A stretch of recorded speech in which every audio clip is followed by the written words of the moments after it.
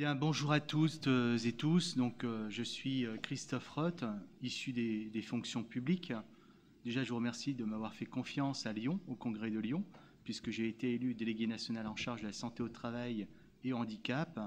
Et je suis fier de travailler aux côtés du docteur Quérier, qui est secrétaire national et non pas délégué national en charge du handicap et de la santé au travail.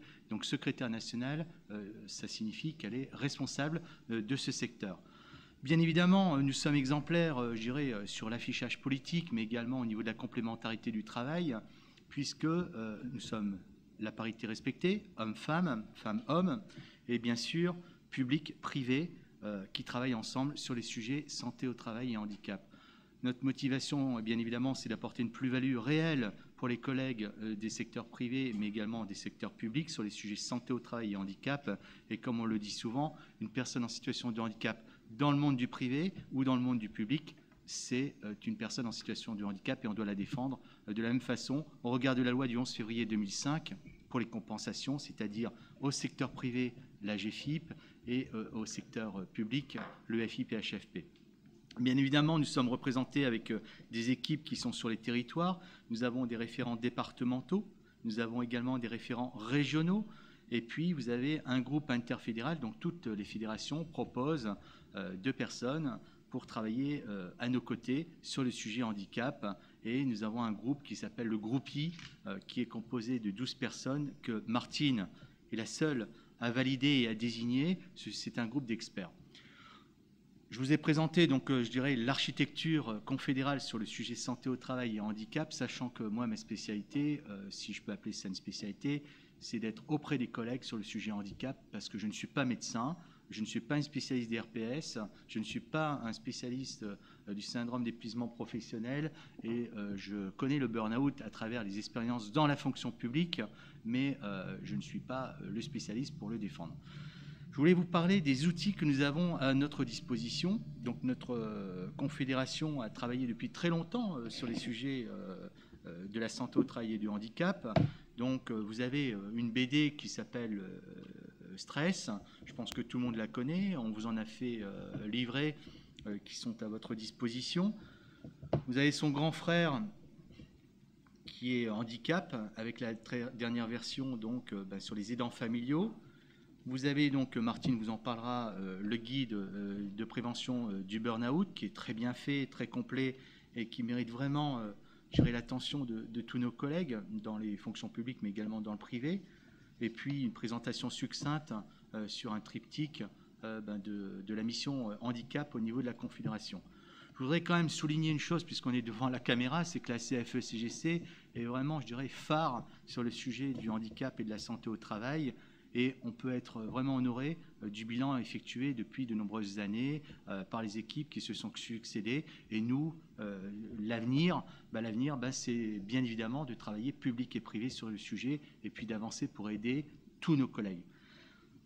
Le sujet cette année, sous contrôle de Martine, c'est le handicap psychique. Véritable sujet, puisque Martine va vous développer cette thématique avec aisance et professionnalisme. Et puis, si je peux me permettre de publiciter cet outil que j'appelle la Rolls-Royce de la Confédération, c'est le guide. Alors ce guide, il est très précieux. C'est un outil qui permet de négocier aussi bien au niveau du privé et avec des éléments du public. Il y a quelques pages pour le public avec le FIPHFP.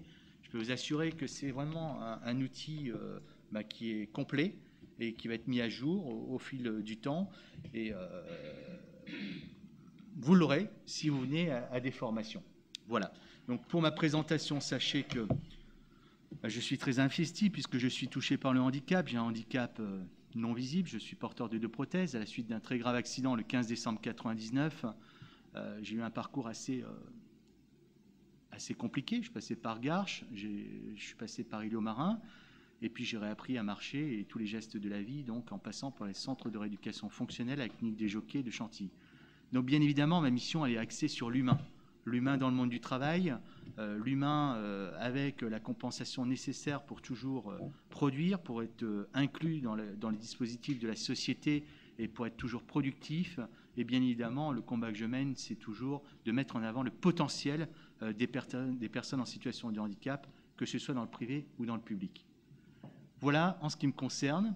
Je suis à votre disposition, bien évidemment, mais je pense que je suis identifié sur le sujet handicap, puisque au niveau de la Fédération des fonctions publiques, il y a un petit moment que je travaille sur le sujet. Puis je pense que vous avez tous les supports de communication. Vous connaissez mon investissement au niveau du FIPHFP sur les conventions nationales.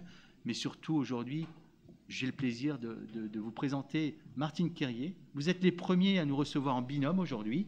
Donc j'espère que la recherche va nous amener à trouver des longs chemins vers d'autres organisations syndicales des fonctions publiques qui vont nous accueillir, sachant que dans quelques temps, nous sommes en congrès et on verra la suite, je dirais, pour continuer nos déplacements. Merci à vous pour votre accueil et je vais vous laisser, Martine, donc à votre disposition. Merci Christophe. Donc merci à vous de me recevoir. Et vous êtes vraiment les premiers. Alors moi, qui suis-je? Donc je suis secrétaire national santé au travail, conditions de travail et handicap.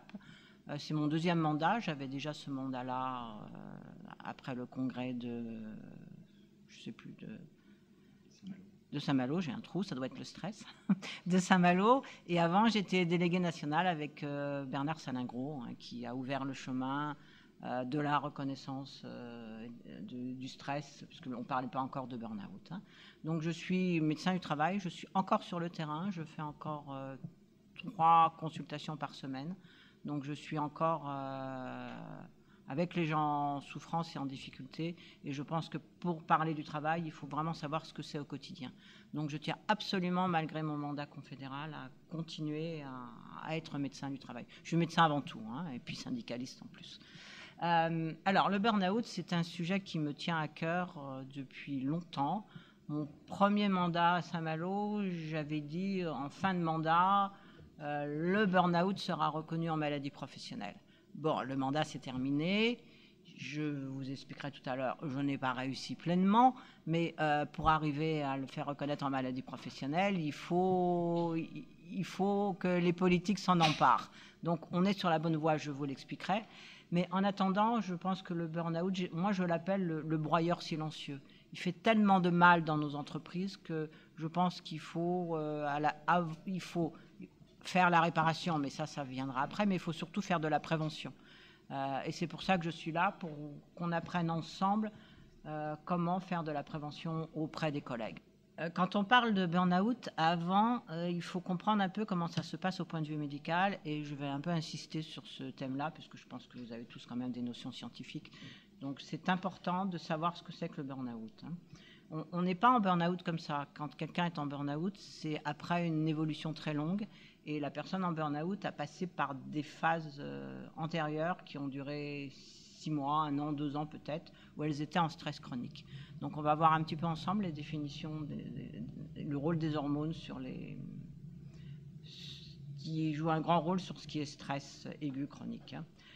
Quand on est en stress aigu, c'est un réflexe. Vous avez un danger, un mammouth qui vous court après, de façon réflexe, sans que votre cerveau ait le temps de penser. Vous vous mettez à sécréter des hormones de stress. Je pense qu'il y a peut-être quelqu'un qui les connaît. Il y a 3 hormones de stress qui sont adrénaline, noradrénaline et sérotonine. Et ces hormones de stress vont vous mettre dans cet état-là. C'est-à-dire que vous êtes... votre organisme en entier est réservé à votre survie, donc vos muscles sont devenus très forts, très puissants pour vous battre ou pour vous sauver. Pendant que vous êtes en stress aigu, votre cortex est complètement inutilisé, puisque votre cerveau sert uniquement à la survie. Donc, vous n'êtes pas capable d'être intelligent quand on est en état de stress, c'est quelque chose qu'il faut savoir.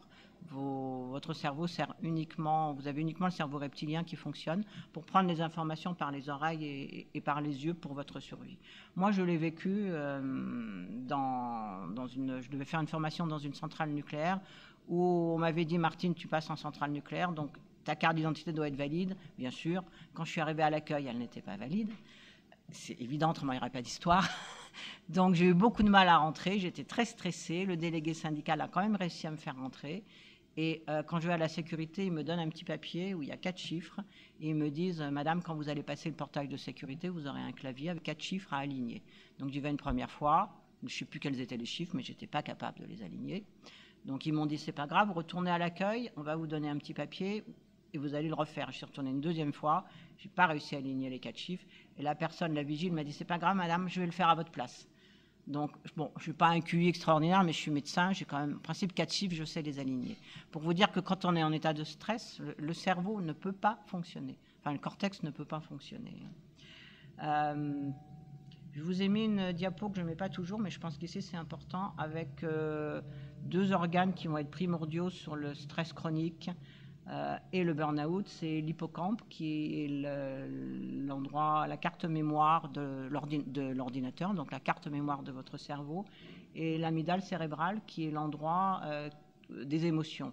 Donc ces 2 parties du cerveau vont être responsables de toute la pathologie, enfin d'une partie cognitive importante, une pathologie de stress aigu et de stress chronique. Alors, pour arriver en burn-out, donc le travail est en cause. Quand on va travailler, contrairement à ce que pensent les employeurs, souvent un salarié va travailler au début tout au moins par plaisir. Hein. Il est dynamique, il est content d'avoir un boulot, il va s'impliquer à fond, il est soucieux de se dépasser et puis il s'y donne à fond. Donc ça, c'est la période où tout va bien et où les salariés ne secrètent pas d'hormones de stress et secrètent au contraire de l'ocytocine, qui est l'hormone de la motivation. Et puis, dans certains cas, quand la charge de travail est importante, quand il y a des dysfonctionnements, quand il y a des conflits, la personne a du mal à faire son travail, elle va se surengager en se disant « j'ai trop de travail, je ne vais pas y arriver ». Donc le travail dépasse, le temps de travail dépasse les 10 à 12 heures. La personne se donne de façon excessive et là, elle va passer en stress chronique. Hein. Donc quand on est en stress chronique, ce n'est plus les hormones de stress, adrénaline, sérotonine et noradrénaline, on en a un stock très, très court. Et il faut environ une semaine pour refaire son stock. Quand on est en stress chronique, c'est le cortisol qui va être sécrété. Et le cortisol est une hormone qui est très destructrice et qui va pénétrer dans l'ensemble de l'organisme et donner les signes cardiovasculaires de stress, hypertension, palpitations, les signes digestifs, brûlure d'estomac, problèmes de côlon, des problèmes d'eczéma, cutané, immunologique, enfin les allergies. On est à peu près persuadé maintenant que le stress chronique est aussi responsable de cancer. Des signes émotionnels qui vont être des signes de dépression, et puis des pathologies addictives, donc médicaments, tabac, alcool, drogue, voire autres. Mais ces signes-là, vous ne les verrez pas chez vos collègues. Ils appartiennent aux salariés, à la personne, et ce n'est pas quelque chose de visible. Par contre, là où j'attire votre attention, c'est sur les signes cognitifs. Les signes cognitifs, c'est eux qui sont importants, et c'est eux que vous allez voir parce que votre collègue, tout d'un coup, se met à changer de comportement. C'est-à-dire qu'en point de vue médical, son cerveau est inondé de cortisol. Le cortisol va détruire 20% des neurones. Donc imaginez-vous quelqu'un qui est en stress chronique, qui travaille avec 20% de son potentiel en moins.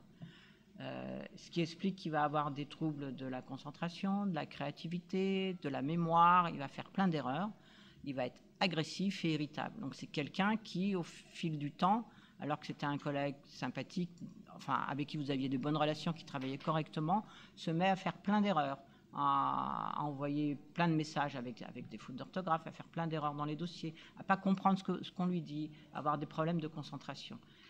Et puis, le cortisol va aussi inonder l'amygdale cérébrale, qui est le siège des émotions, et la personne, au fur et à mesure du temps, ne va pas arriver à gérer ses émotions. Elle va faire ce qu'on appelle des pétages de plomb. C'est-à-dire quelqu'un lui dit une bricole et la personne se met à fondre en larmes sans raison. Et elle va avoir des signes d'irritabilité, d'agressivité qu'on ne comprend pas. Et comme la personne se rend compte de ces dysfonctionnements, elle va s'isoler. Et c'est comme ça qu'on va arriver à des situations en boucle. La troisième phase, la personne va s'acharner au travail. Parce qu'il faut savoir que les gens qui sont victimes du burn-out, ce sont les meilleurs, ce sont les plus perfectionnistes. Il veut absolument montrer qu'il est capable de faire son travail. Il est obsédé par les objectifs. Il se met une pression incroyable pour faire son boulot. À ce stade, le salarié devient workaholic ou work addict et il fait un travail compulsif. Et comme il est complètement dans le déni, à cette phase-là, on ne pourra pas aller vers lui pour alléger sa charge de travail. Alors, en stress chronique, on peut fonctionner les personnes peuvent être work addict, fonctionner en stress chronique pendant des mois, pas des semaines, des mois, des années, ce qui produira des pathologies, les pathologies du stress, qui produira au final des maladies graves, des AVC, des pathologies cardiovasculaires importantes, des problèmes coronariens, mais elles seront simplement en stress chronique et il n'y aura pas ce phénomène de burn-out. Pour qu'il y ait un burn-out, il faut qu'il y ait un facteur, il faut qu'il y ait un décrochage. Et le décrochage, il se fait généralement de façon émotionnelle. Les gens qui passent en burn-out, ce sont des gens qui sont hyper investis. Alors, il y en a eu beaucoup dans les métiers médicaux. Maintenant, il y en a dans tous les métiers. Et le décrochage peut simplement se faire sur des réflexions des hiérarchiques. Et c'est ce qu'on voit beaucoup, nous, parmi les membres de l'encadrement. Un cadre donc, qui a bossé sur un dossier 13 heures par jour depuis des semaines et des semaines, qui rend son dossier à son N+1, et son N+1 lui fait une réflexion, ton dossier, c'est un dossier, tu as vu le boulot que tu me donnes, tu peux faire bien mieux, je suis très déçu de ton boulot. Un truc comme ça, dit brutalement, c'est ce qui va faire le décrochage. Et ça, c'est important parce que c'est ce qui se passe, c'est une des causes principales du passage en burn-out. La personne s'investit et puis elle n'est pas reconnue et puis elle se prend une claque dans la figure. Et puis arrive la dernière phase qui est le syndrome, l'effondrement. La personne, une fois qu'elle a pris ce choc émotionnel, elle ne comprend pas. Alors soit elle va aller vers les états dépressifs et puis les passages à l'acte, voire le suicide, soit elle va être simplement hyper fatiguée, soit il y a des manifestations du corps qui, même si parce que la personne étant dans le déni, elle refuse de comprendre. Et moi, quand je fais des formations sur le burn-out, 2 fois, j'ai vu des collègues cadres qui m'ont raconté, parce qu'ils prennent la parole généralement à ce moment-là, moi, Martine, c'est pas compliqué, un matin, j'ai voulu me lever, j'ai mis 2h30 pour aller à la salle de bain, donc mon corps voulait plus. Et puis, j'en ai un autre qui m'a dit, un matin, je me suis levée, je pouvais parler, mais tout mon côté droit ne pouvait pas bouger. Donc, le neurologue a d'abord pensé à un AVC, bien sûr, et comme la parole comme au point de vue IRM, il y avait incompatibilité entre mes signes de paralysie et la parole, il m'a dit ce que vous avez, c'est fonctionnel. Donc le burn-out est capable de faire qu'une partie du corps dise non, maintenant tu restes au lit. Donc c'est quand même très très violent. Les gens qui sont en syndrome d'épuisement professionnel, qui est le nom francisé, maintenant on a tendance, au lieu de burn-out, d'employer ce terme, syndrome d'épuisement professionnel. Ils sont vraiment dans un état d'épuisement, de fatigue, de maladie très intense. Et quelqu'un qui est en épuisement professionnel a en général pour 6 mois, 1 an, 2 ans d'arrêt de travail, voire impossibilité de reprendre le même poste et peut-être de reprendre le travail.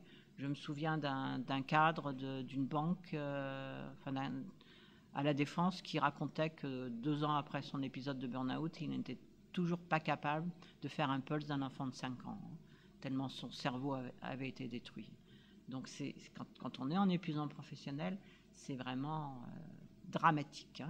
Et c'est dramatique, mais ça ne se voit pas dans l'entreprise. Ça ne se comptabilise pas.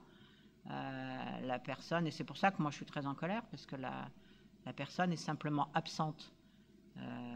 Alors souvent les élus savent qu'il y a quelque chose et que c'est le travail qui est en cause, mais dans l'entreprise, les hiérarchiques ou les directions ont tendance de dire oui, la personne est en dépression, et puis c'est probablement les problèmes familiaux. Non, quelqu'un qui est en épuisement professionnel, c'est vraiment le travail. Et nous, les médecins du travail, on est capable, quand on analyse avec la clinique de travail, de montrer que c'est le travail qui a rendu cette personne dans cet état-là. Hein. Alors, comment avancer sur l'épuisement professionnel?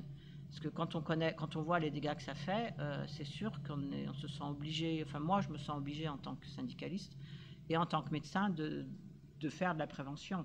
Mais c'est pas facile parce que dès qu'on commence à parler d'épuisement professionnel et de burn-out, les employeurs nous disent mais ça n'existe pas ce truc-là, qu'est-ce que c'est?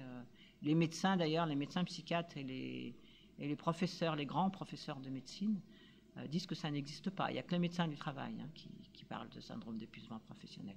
Les médecins généralistes commencent à connaître un petit peu, mais les savants, les sachants reconnus, comme les psychiatres et l'Académie de médecine, ne connaissent pas. Alors, la Direction générale du travail nous a aidés en publiant en 2012, sous la pression de François Rebsamen, un guide émis par la DGT, vous le trouverez sur Internet, qui est un guide qui a été remis aux partenaires sociaux une fois qu'il était terminé, c'est-à-dire qu'on n'a pas pu n'a pas pu modifier le contenu du guide, mais on a demandé aux partenaires sociaux de façon paritaire de donner un avis sur ce guide. Donc les partenaires sociaux, dans le cadre d'une commission à la Direction générale du travail, se sont réunis et de façon paritaire, donc les employeurs et 4 confédérations ont validé ce guide en disant qu'ils étaient en accord avec ce qu'il y avait écrit dans ce guide. La FO n'a pas voulu le valider. Donc ce guide de la Direction générale du travail existe. Moi, à partir du moment où c'est la Direction générale du travail, je le prends pour un guide officiel. C'est pas n'importe qui a écrit ce guide, ce sont des personnes de l'INRS, de l'ANACT, et puis des psychosociologues et des gens mandatés par la Direction générale du travail. Donc je m'en sers, même s'il est un peu remis en cause. À la date d'aujourd'hui, c'est un outil que je trouve utile et je m'en sers. Donc j'ai coutume de dire qu'il faut s'en servir avec nos directions en disant, vous avez les résumés, hein, en disant il existe, donc on va faire de la prévention. Hein.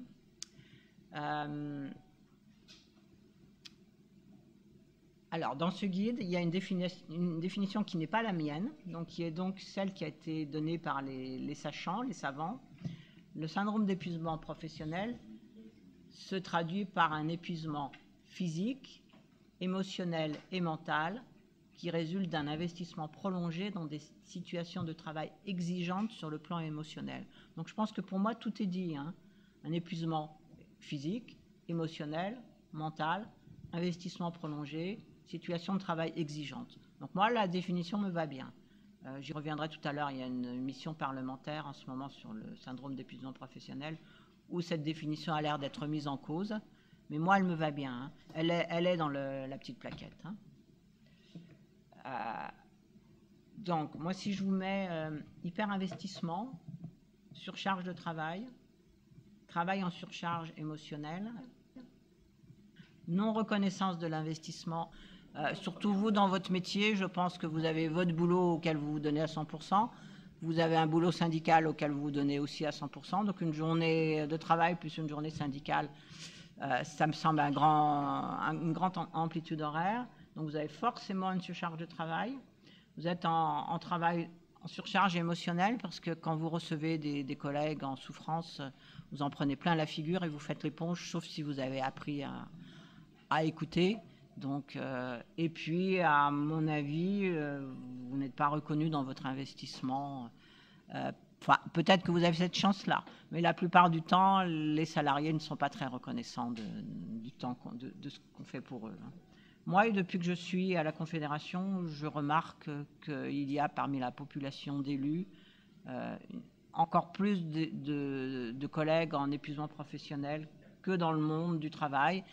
Et d'ailleurs, il y a une étude de 2 cabinets d'experts CHSCT, CECAFI Alpha et Apex, qui ont appelé les élus grands corps malades. Hein.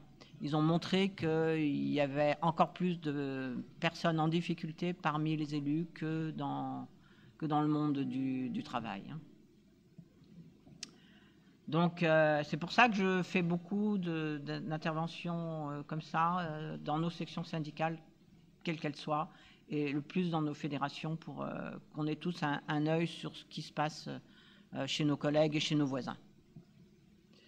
Alors, on va arriver à quelques statistiques. Souvent, on me demande, mais combien il y a de personnes en burn-out? C'est d'ailleurs la question qui est posée actuellement à l'Assemblée nationale. Mais qu'est-ce que vous voulez qu'on réponde? Le burn-out, on ne sait pas ce que c'est. Il n'y a pas de reconnaissance des médecins généralistes. Il n'y a pas de reconnaissance des psychiatres. Il n'y a pas de reconnaissance en maladie professionnelle. Donc, les gens qui sont en burn-out, à la date d'aujourd'hui, ils sont en arrêt de travail. Point. Donc, ils sont pris en charge par la sécurité sociale. Point. Et on ne peut pas dire combien il y en a. A priori, bon, Technologia dit qu'ils ont un peu poussé. Je travaille souvent avec eux parce qu'on peut avancer sur le burn-out avec Technologia, mais ils disent qu'il y a 3 millions de personnes en état de burn-out. Je pense que ce n'est pas vrai. Des études un peu plus proches disent qu'en ce moment, il y aurait environ entre 150 000 et 300 000 personnes en burn-out. C'est quand même beaucoup. Les seuls chiffres qu'on a, c'est les chiffres... Enfin, moi, j'aime bien travailler avec des chiffres officiels quand je parle au gouvernement. C'est un rapport qui a été fait par notre collègue qui est délégué national à la sécurité sociale, donc qui a les chiffres, qui est délégué national et qui travaille à la sécurité sociale, qui a les chiffres de la Caisse nationale d'assurance maladie des travailleurs salariés. Selon les chiffres, pour les salariés qui ont un arrêt de travail entre 1 et 6 mois, 10% de ces salariés seraient arrêtés pour des troubles psychologiques liés au travail. Et quand on passe à des maladies supérieures à 6 mois, 20%. Donc c'est énorme. Hein. Et ces maladies coûteraient en indemnité journalière et en soins plus de 4,4 milliards. Bon, moi, c'est les chiffres que j'ai, j'en ai pas d'autres. Comment pourrait-on faire pour en avoir d'autres? Pour en avoir d'autres, il faudrait que le syndrome d'épuisement professionnel ou le burn-out soit déclarable en maladie professionnelle.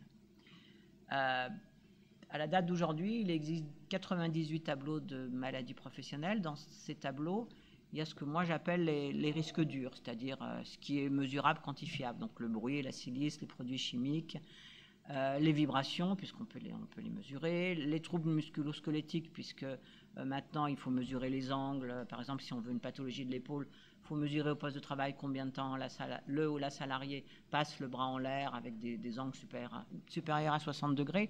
Donc ça, c'est risque dur. On a un tableau. Sur le syndrome d'épuisement professionnel, on n'a rien de quantifiable. Hein. Les risques psychosociaux, c'est subjectif. Hein.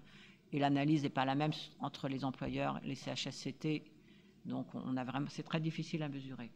Donc, pour ouvrir un 99e tableau, il y a une commission au sein de la DGT qui a travaillé dessus pendant 4 à 5 ans. Mais ces commissions étant paritaires, vous comprenez bien que s'il y a 5 syndicats qui disent on fait un tableau, ça veut dire que de l'autre côté, les 5 employeurs disent non. Puisque au final, si c'est pris en maladie professionnelle, c'est sur le compte employeur comme un accident de travail. Donc, on n'arrive pas à parler d'une seule voix.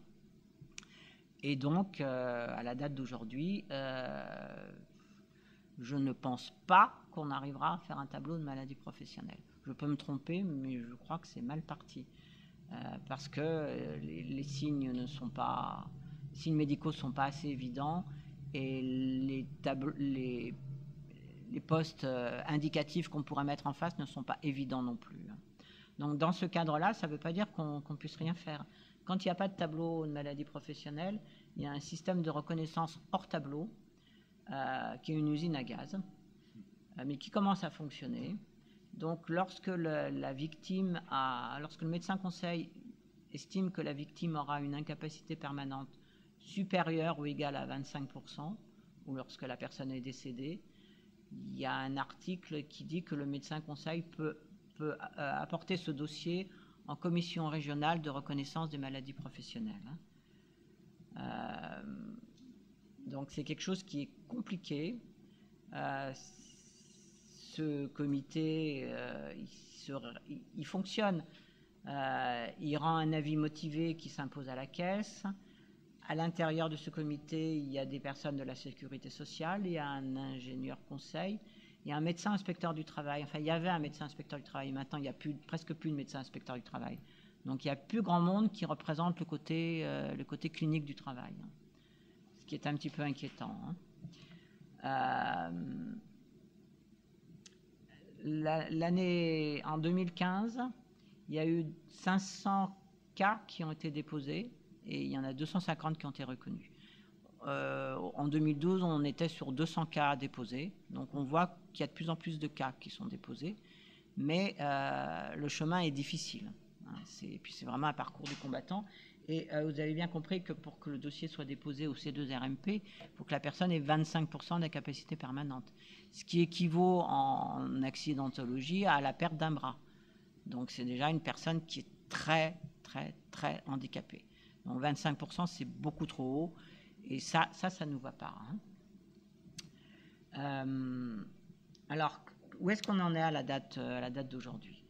Donc, j'aurais tendance à dire que depuis que je suis en secrétaire national, donc depuis Saint-Malo, on a un petit peu évolué. Alors, bien sûr, on n'a pas de reconnaissance de tableau de maladie professionnelle, mais en 2015, sous la pression de François Rebsamen, on a réussi dans la loi sur le dialogue social à faire rentrer la notion de burn-out à l'intérieur d'une loi. C'est la première fois que le mot burn-out rentrait à l'Assemblée nationale. C'est pas énorme, mais c'est déjà un petit progrès. Et ça, c'est des histoires politiques. Hein. Benoît Hamon voulait absolument obtenir au moins cette petite avancée. Bon, il a obtenu que la loi Rebsamen parle du burn-out. Hein. Un rapport devait être mis aux parlementaires en juin 2016. On est en septembre. Donc ce rapport sera remis en janvier 2017. Et il y a en ce moment une mission parlementaire depuis juin 2016 avec un député qui est médecin du travail et qui est rapporteur. Donc nous avons été auditionnés, la CFE-CGC, le 15 septembre 2016 avec l'ensemble des partenaires sociaux. Enfin, l'ensemble des partenaires sociaux qui étaient présents, puisque c'était le jour de la manif loi travail. Donc, nous étions... il y avait quatre syndicats qui étaient là. Il manquait FO et CGT. Et nous, d'ailleurs, vous pouvez visionner sur le site de l'Assemblée nationale. J'ai rappelé que nous étions attachés à la création d'un tableau maladie professionnelle, que c'était possible, qu'on avait les termes médicaux qui avaient été donnés par des psychiatres cliniciens et qu'on pouvait avancer, et que le Bureau international du travail avait demandé en 2010 que tous les pays membres fassent un tableau sur les maladies professionnelles. Donc c'était un devoir en France d'en faire un. Mais j'ai aussi dit que je savais que ça prendrait du temps et qu'en attendant, nous souhaitions qu'au lieu des 25% pour accéder à cette commission, le niveau d'incapacité soit baissé à 10%. Donc, ça serait déjà un petit plus. Et là, les députés nous ont regardé en disant oui, on avait aussi cette idée, mais la sécurité sociale nous a répondu on ne pourra pas traiter les dossiers, parce que déjà un dossier à 25%, il y en a tellement que ça nous prend beaucoup de temps. À 10%, on n'y arrivera pas. Donc, je ne sais pas sur quoi cette mission va aboutir, en sachant qu'après nous, il y a évidemment les employeurs qui étaient auditionnés. Hein. Donc, on verra ça en janvier. Hein, mais je ne suis pas très optimiste. Hein. J'ai peur que la mission aboutisse à couche d'une souris. Voilà pour la législation à la date d'aujourd'hui. Maintenant, je pense qu'on est là tous pour faire de la prévention du burn-out. Hein. On voit les dégâts que ça fait. Moi, ça me met très en colère qu'on ne puisse pas en parler en entreprise. Je pense que maintenant qu'on a ce terme de burn-out qui a été écrit quelque part par la Direction générale du travail, les entreprises ont une obligation d'en parler dans leur CHSCT et dans leur document unique d'évaluation. Ils ont obligation d'évaluer les risques, donc ils évaluent les risques accidents de travail, le risque chimique, le risque routier. Ça, je sais qu'ils savent très bien faire. Ils évaluent le stress, ils ne savent pas faire, mais ils ouvrent la ligne stress. Et moi, je pense que maintenant, il faut aller plus loin. Et c'est notre demande, CFE-CGC, de leur expliquer ce que c'est que le burn-out et de leur indiquer qu'il faut faire de la prévention du burn-out. Alors, quand les employeurs comprennent que c'est les meilleurs d'entre nous, les plus impliqués, qui font un épuisement professionnel, ils comprennent aussi que c'est leur intérêt, parce qu'un salarié cadre ou autre qui devient en état de burn-out, qui perd ses moyens, qui n'est plus créatif, qui perd la mémoire, ça fait perdre de l'argent à l'entreprise. Hein. Et on est absolument persuadé, et surtout en milieu hospitalier, qu'il y a énormément d'erreurs médicales qui sont dues aux problèmes cognitifs liés au stress chronique et au burn-out. Pareil, quand on voit tous les véhicules, enfin, dans l'automobile, qui sont renvoyés à l'usine parce qu'il y a une erreur humaine à un moment ou à un autre, je pense que ça fait partie des coûts cachés du stress et du burn-out, et que nos employeurs ont intérêt à travailler le sujet. Hein.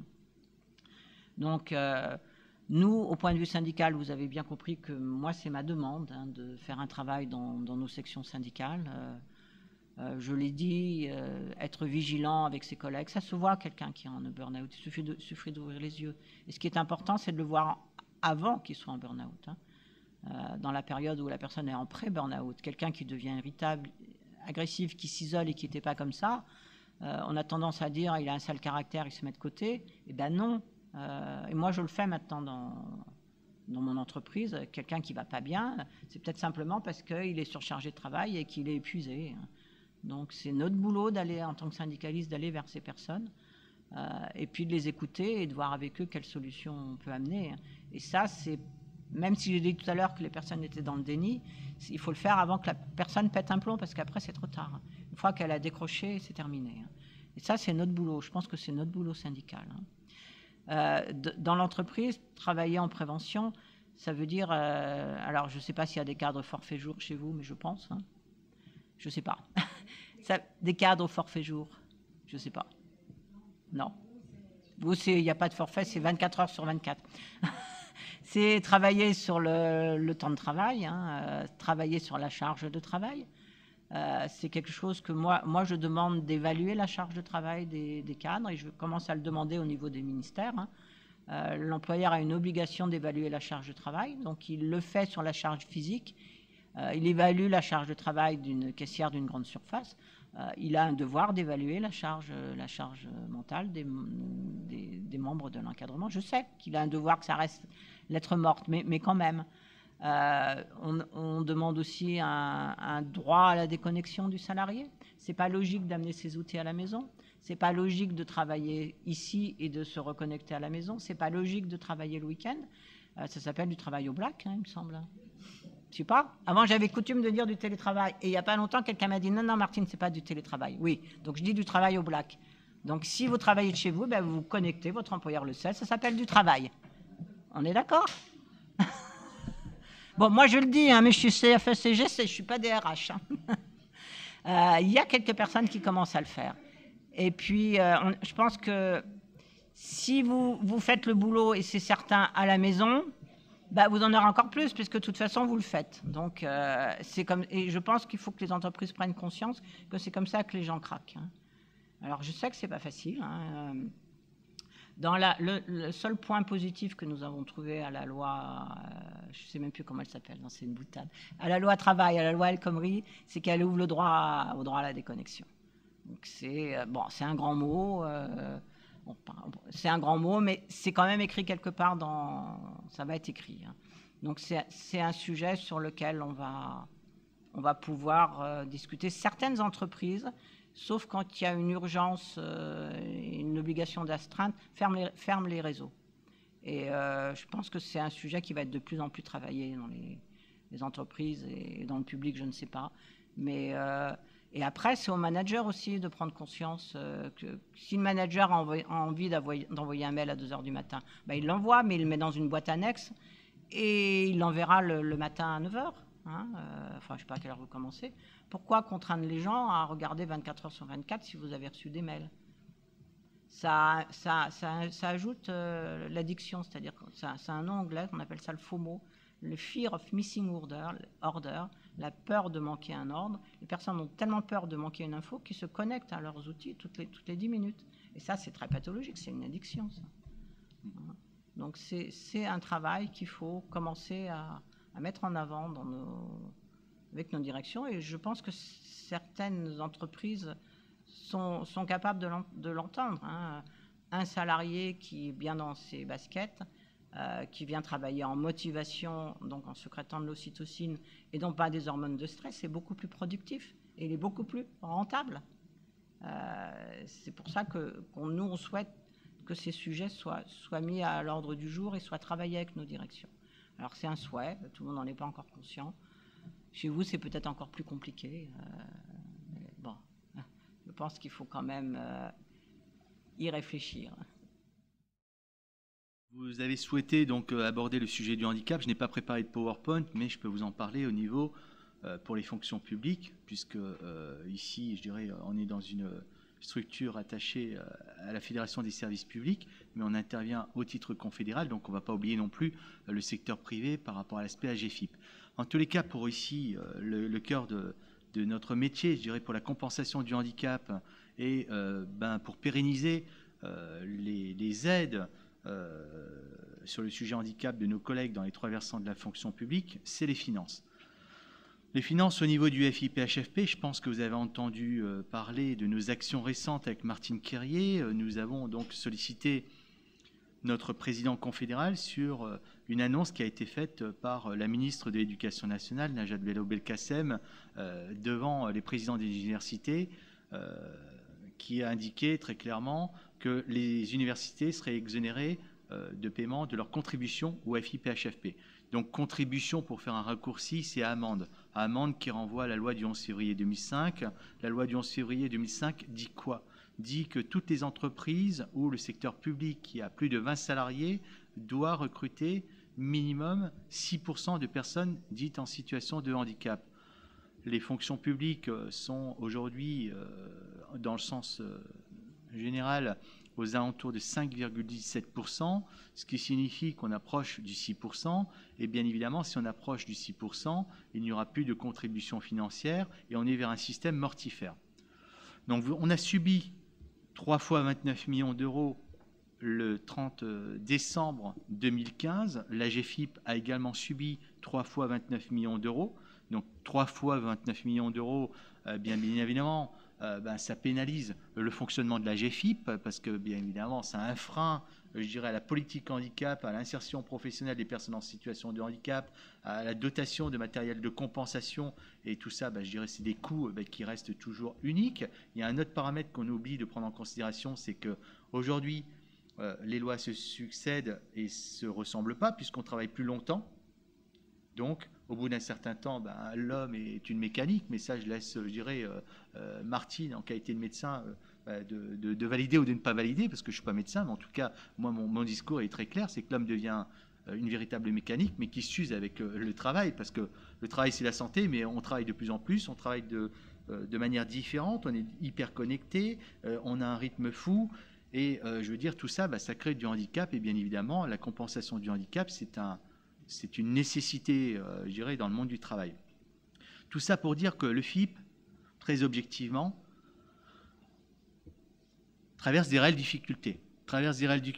Mais comme la GFIP, on a un chiffre qui a été annoncé dans la presse suite à l'annonce de la ministre de l'Éducation nationale d'une réserve de 300 millions d'euros, entre 300 et 400 millions d'euros au FIPHFP.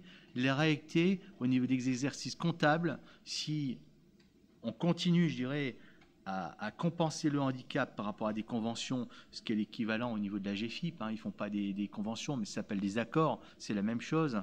La réalité, si on croise les courbes, eh bien, on est sur une base de 141 millions d'euros. Ça veut dire que dans 2 ans, si le FIP ne trouve pas d'autres moyens de financement, et là je vais taper pas sur la FSU, sur l'éducation nationale, si l'éducation nationale ne contribue pas au FIPHFP, c'est fini. On ne peut plus compenser le handicap. Pourquoi? Parce que l'éducation nationale est le seul ministère avec 1 million de fonctionnaires. Désolé, je sais que vous êtes un peu rattaché à eux, mais je le dis avec force, et c'est ma position au niveau de la CFE-CGC, et elle a été mûrie. Si l'éducation nationale ne contribue pas au FIPHFP, aujourd'hui c'est le seul ministère qui ne contribue pas, eh bien, il est clair que ça va avoir un impact sur les 3 versants de la fonction publique. On ne pourra plus compenser le handicap à la fonction publique d'État, à la fonction publique hospitalière, et puis bien évidemment à la fonction publique territoriale. Donc ça, c'est un véritable sujet. Et je pense qu'il est urgent de revoir, alors soit la loi au niveau du 6%, mais ça c'est législatif, et là on est en période électorale, et bien évidemment ça va demander un certain temps, et c'est loin d'être gagné parce que 2 ans c'est court. Ou alors il faut trouver d'autres moyens de financement, ou alors rationaliser différemment. C'est compliqué. Donc aujourd'hui, le combat que nous avons mené récemment avec Martine, et Martine m'a soutenu en qualité de secrétaire national auprès de François Omril, qui est notre président confédéral. On a alerté au plus haut niveau sur cette décision de la ministre de l'Éducation nationale de repiquer 30 millions d'euros dans les caisses du FIPHFP. Donc les signaux d'alerte au niveau de la compensation du handicap, voilà, je vous l'ai dit très clairement, et il faut les assumer. Donc on verra la suite, hein. Nous sommes en période de renouvellement du FIPHFP. Depuis le mois de mars, le FIPHFP est bloqué, est gelé. Le décret n'est toujours pas tombé. Il semblerait qu'il doit tomber la semaine prochaine. Ça veut dire que depuis le mois de mars, il n'y a plus de convention dans les ministères. Ça veut dire qu'il n'y a plus d'argent pour compenser le handicap. Ça veut dire qu'on a des collègues qui sont en train d'attendre la petite souris, ou alors le fauteuil ergonomique, ou alors la compensation de leur fauteuil roulant ou autres matériaux de compensation. C'est inadmissible et c'est scandaleux. L'administration, la fonction publique se dit d'être exemplaire, mais c'est la première à ne pas respecter les lois et les textes. Donc moi, j'assume pleinement mon rôle de la CFE-CGC en disant qu'aujourd'hui, il est urgent de revoir les finances du FIPHFP, que les personnes bienveillantes, et là je vais me réjouir de le dire, les gens de FO, CGT et FSU qui veulent fusionner la GFIP et le FIPHFP pour essayer de trouver des finances, Martine et moi, nous ferons tout ce qu'on pourra, tout ce qu'on aura comme énergie, on le développera pour éviter la fusion de la GFIP et du FIPHFP. Les difficultés dans les services pour les collègues en situation de handicap sont réelles. Un dossier qui est déposé, je dirais, pour obtenir une compensation du handicap, met entre 6 mois et 1 an. Donc c'est parfois pas acceptable. Le collègue qui a été en soins à l'hôpital et qui reprend son service, alors on lui donne le bureau, il a été complètement déconnecté pendant 1 an ou 2 ans du travail, mais il n'a pas le fauteuil ergonomique, il n'a pas le matériel adapté. Enfin bon, quelque part, on est presque dans la placardisation. Donc je pense que les délais, il faut les raccourcir. Donc là, il y a eu une avancée. Le FIPHFP, avant, il fallait passer par la moulinette des ressources humaines, les services de gestion. Aujourd'hui, il y a la loi Paul Blanc qui existe et qui est appliquée au niveau de la GFIP dans le secteur privé. Donc là, au niveau du FIPHFP, il y aura la possibilité d'une saisine directe. C'est une grande avancée. Mais saisine directe sans argent, ça veut dire voilà. Donc les réalités, elles sont là. Et puis la réalité qu'aujourd'hui, on approche du 6%. Donc, bien évidemment, il y aura de moins en moins d'argent. Et ça, c'est alarmant. Et c'est difficile. Sinon, sur le plan pratico-pratique, je suis prêt à répondre à toutes vos questions et vos interrogations sur le sujet handicap. Et si vous avez d'autres questions avec Martine sur le sujet burn-out, nous sommes à votre disposition. Et nous vous remercions encore une fois de votre accueil.